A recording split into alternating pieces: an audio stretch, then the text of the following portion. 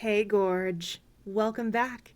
This is Emma, and today I am taking you on a deep dive of my pain tracking for quarter one, the last 3 months of 2025.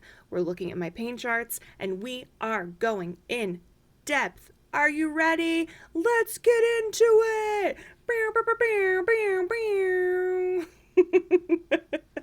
Welcome to the chaos, my friends. Okay, would you look at this? Check it out. How gorgeous is this? Am I right? Welcome back to the past in my bullet journal. Here we have January, and we are getting into the nitty gritty, the details. If you've been around for a minute and you've seen my other videos, you know that I set up my pain charts pretty much the same way every single month. The top portion is always for my daily pain levels in general. I have a piece of graph paper that I stick in here. We've got all the days of the month at the top, and by the time it's filled in, I've got a cute little trend line showing the peaks and valleys of how my pain went throughout the month. We are always tracking my mood and my sleep with these funny little faces because that's how I make it fun for myself so that I don't want to perish on a daily basis. Now, the universe likes to play tricks on me, and so on January 1st, I woke up with a horrific fever, feeling terrible, and spent the first few weeks of this year absolutely sick as a dog. So you'll see that there's a couple of columns here and there where I just could not bring myself to care about tracking, and that's okay, friends. I'm a human. This is life. We're not always going to perfectly write everything down, and that is okay. So, we were sick for the first few weeks, and then I did a theater gig, which is that super high number 9 with the red on the top, where my body was just over it. And then if you'll look, most of January, let's see, I was in a pretty good mood, even though my sleep was fairly terrible, but I didn't have any of my like, woohoo, my highest vibes, but I did have like my little smiley face, and that's pretty good. For fatigue, we were high fatigue for most of the month, with a few days that felt like mid fatigue. Brain fog, most of the month also was very high. It kind of correlates usually with the fatigue and with the illness, of course. Now, moving on to joints, pretty split between high and mid in terms of the pain levels. Back in pelvis, though, we only had one day where I felt like the pain was like mid and the rest of it was high. And then nerve lightning was also kind of back and forth. And I will go ahead and show you, most of the time I don't ever get a low in those categories. Now, when we get to this bottom section of the page, these are the symptoms that I'm just tracking prevalence of. And anytime you see one of these X's that has the red box around it, this is me denoting that that symptom was particularly terrible on that day. So anytime you see that, just know, oh wow, that day really sucked in that category.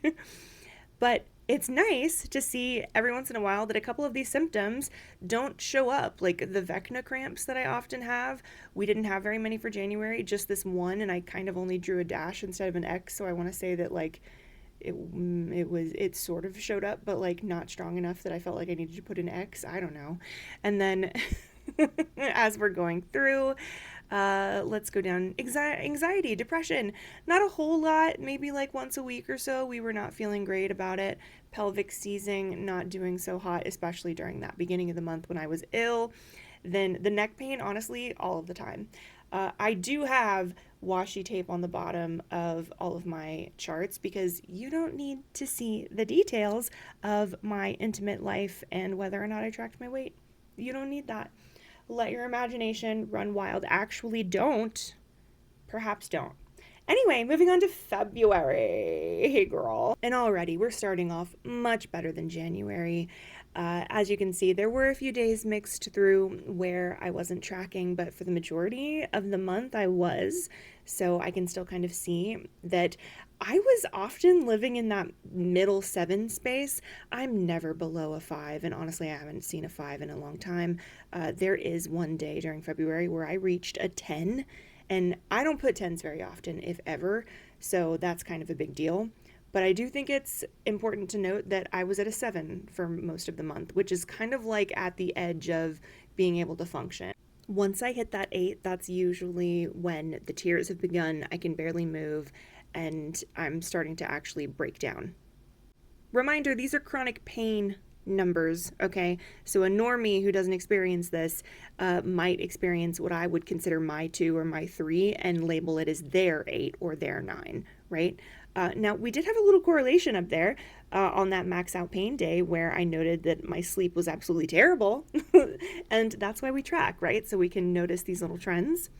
Now, amazing. In the month of February, I'd only had one day where, why did I say amazing? It's not amazing. I only had one day where my pain was mid rather than high. And again, I don't have any lows listed on these trends. They are typically non existent, but occasionally they'll show up once in a blue moon, and I do like to celebrate them.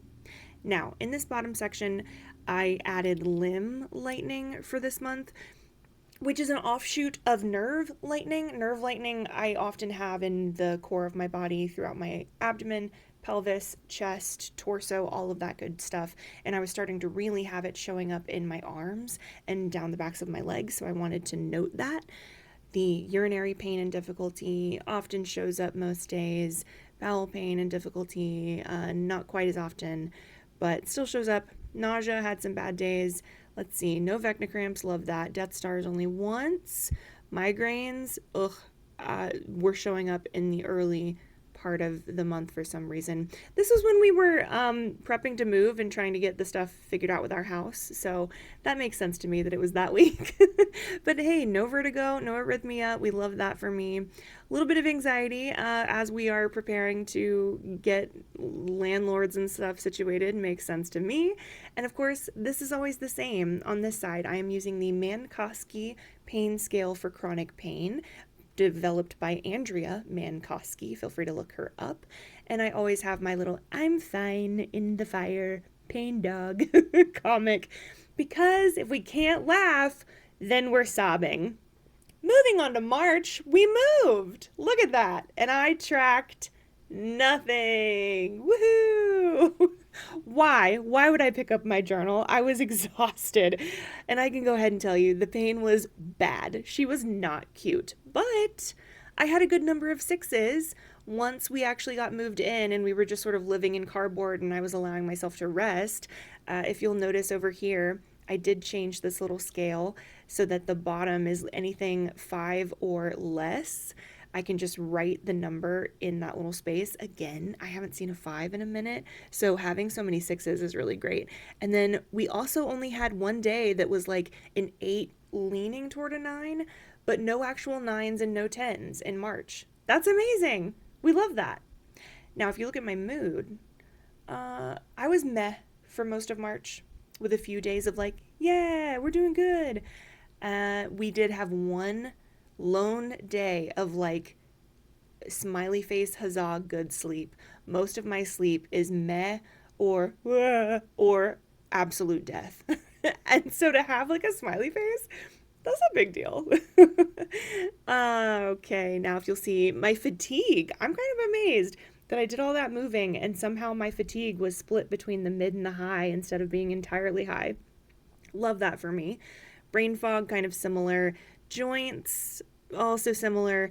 Back and pelvis, yeah, no, it was terrible most of the month. And then that one lone day, I think similar to February, where I was like, I could call this mid.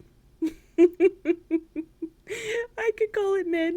Now, this is wild to me that for March, I had more mid nerve lightning than high in terms of my perception of it.